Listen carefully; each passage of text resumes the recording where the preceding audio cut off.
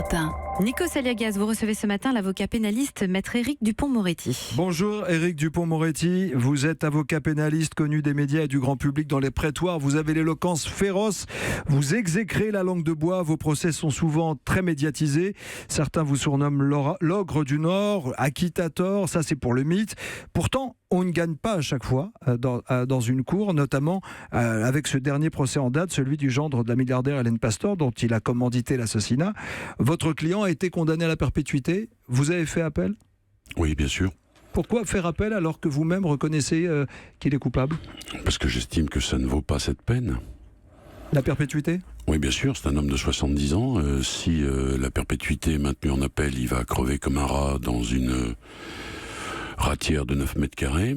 Et en réalité, j'ai dit qu'on ne lui avait pas volé son innocence, puisqu'il est coupable, au moins d'un des deux faits, mais qu'on lui avait volé son crime, parce que quand il a voulu expliquer pour quelle raison il avait fait assassiner sa belle-mère, il n'a pas été cru et on n'a pas voulu l'entendre.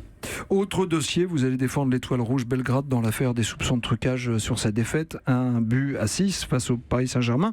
Et demain, devant les assises de Seine-Saint-Denis, s'ouvrira le procès de l'ex-secrétaire d'État Georges Tron. On en parle depuis ce matin dans la matinale. J'imagine que vous ne pouvez pas nous parler de votre ligne de défense ?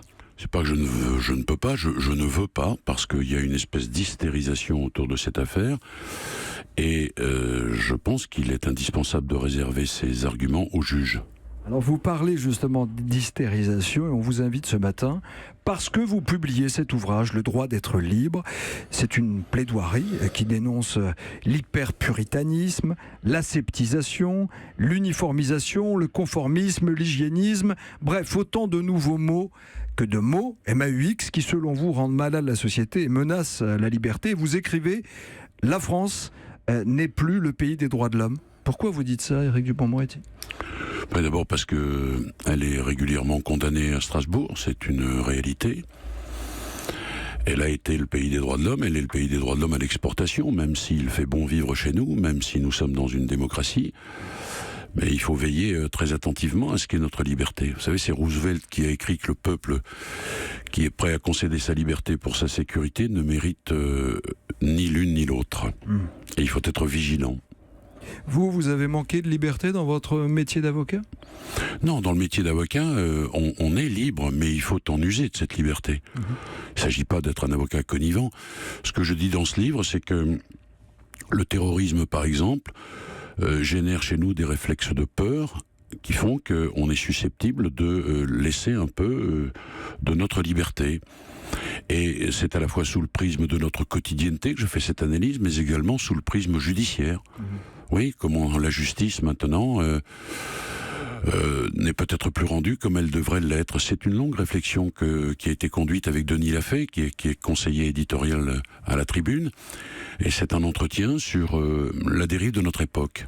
Vous dites dans votre ouvrage, Éric Dupond-Moretti, pendant l'affaire Abdelkader Mera, vous avez été branlé, vous vous êtes senti vulnérable, vous avez été menacé.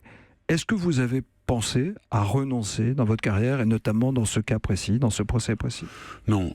Enfin, j'ai été menacé, il faut relativiser les choses. Vos enfants ont été menacés directement ? Par un imbécile qui avait oublié naturellement de signer ses écrits sur les réseaux sociaux. Il est tellement con qu'il a envoyé ça de sa boîte mail, il a été repéré tout de suite et condamné. J'ai réclamé 1 euro de dommages et intérêts. En revanche, j'ai vu à quel point on était prêt à dire qu'un homme suspecté de terrorisme ne devait pas être jugé comme un autre. Au fond, ce que j'explique sur ce volet-là du livre, c'est que les terroristes veulent nous faire changer de mode de vie. Le rapport que nous avons avec la démocratie, le rapport que nous avons avec les femmes, le rapport que nous avons avec les autres, au profit d'une société qui est la leur. Et nous faire changer de vie, c'est aussi nous faire changer de justice. C'est-à-dire, par exemple, envisager que l'on puisse condamner quelqu'un au bénéfice du doute. Et quand la cour d'assises de Paris, composée de magistrats professionnels, acquitte Abdelkader Mera au bénéfice du doute, elle respecte nos règles et elle dit non au terrorisme. Et si il en avait été autrement, alors les terroristes avaient gagné. Voilà ce que j'essaie d'expliquer. Mais quand on défend un terroriste présumé, un pédophile présumé, un escroc, un violeur, est-ce qu'on ne prend pas aussi un peu du caractère sombre du personnage quand on est avocat ? Est-ce qu'on n'est pas dans le même sac pour les gens ? Vous voulez savoir si je suis porteur sain du virus ? Expliquez-moi ce que vous voulez dire. Évidemment qu'il y a un côté voyeur chez l'avocat, mais regardez les salles d'audience, le procès Pastor par exemple, il y avait une queue qui commençait dès 5h30 du matin. Les gens ont envie de savoir ce qui se passe, il y a une part de voyeurisme chez chacun d'entre nous. Oui, bien sûr, mais pour autant, on ne peut pas envisager une société démocratique sans avocat. Ça, il y a un journaliste qui s'est fait assassiner récemment. Oui, il y a 100 avocats qui se sont fait tuer tout à fait récemment dans les mois derniers. Et quand une démocratie devient une démocrature ou une dictature, les premiers qu'on touche, c'est les journalistes et les avocats. Les réseaux sociaux sont une plaie pour vous ?